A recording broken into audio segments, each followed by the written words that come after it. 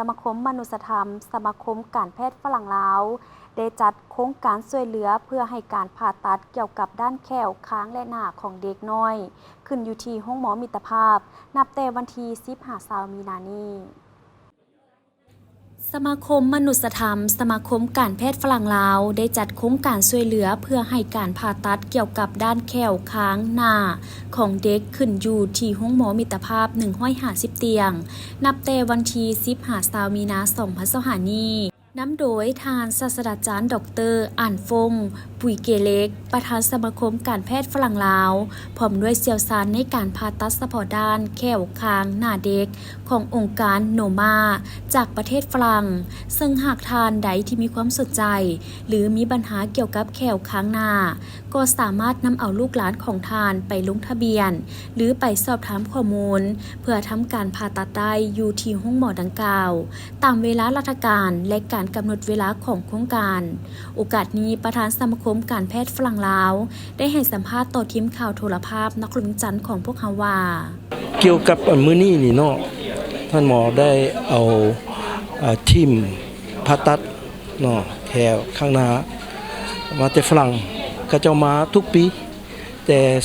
2017แปลว่าเทื่อนี้แปลว่าเทื่อขั้นที่5ที่พวกเพิ่นได้มาเป็นทีมที่ว่ามี8คนที่ว่าเชี่ยวชาญ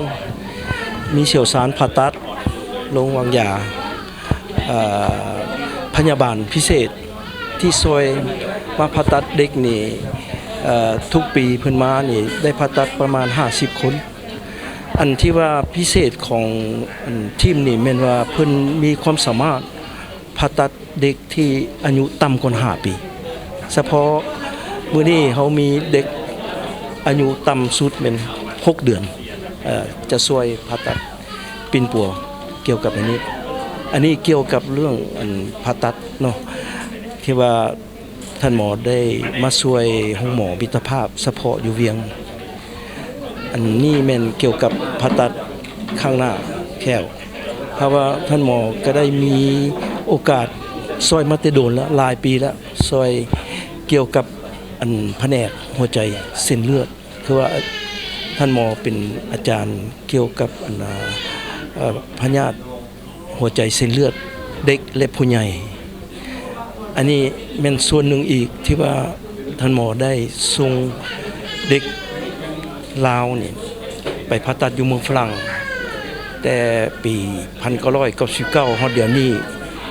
แปลว่าเฮาได้เซาส่งแต่ปัญหาโควิดเนาะถ้าว่าได้ส่งไปประมาณ200คนแล้วกำลังเซ็นMOU นำรัฐบาลคือสิแล้วอาทิตย์นี้หรือว่าอาทิตย์หน้าก็บ่ฮู้เซ็นแล้วท่านหมอสิได้ส่งเด็กไปอีก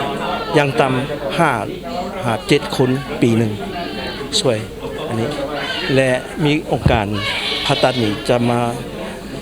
ทุกปีหนึ่งเท่านึงในระยะผ่านมาทางสมาคมแม่นได้ให้การช่วยเหลือในการผ่าตัดเฉพาะด้านดังกล่าวมาหลายครั้งซึ่งนับแต่ปี1995เป็นต้นมาโดยในครั้งนี้แม่นมีแพทย์เชี่ยวชาญเฉพาะด้านมาจากประเทศฝรั่งจำนวน8ท่านและมีทีมแพทย์จากห้องหมอมิตรภาพอีกจำนวนหลายกว่า10ท่านคาดว่าจะสามารถผ่าตัดได้ประมาณ50กรณีนอกจากการผ่าตัดเฉพาะด้านแขวค้างหน้าแล้วในปีผ่านมาทางสมาคม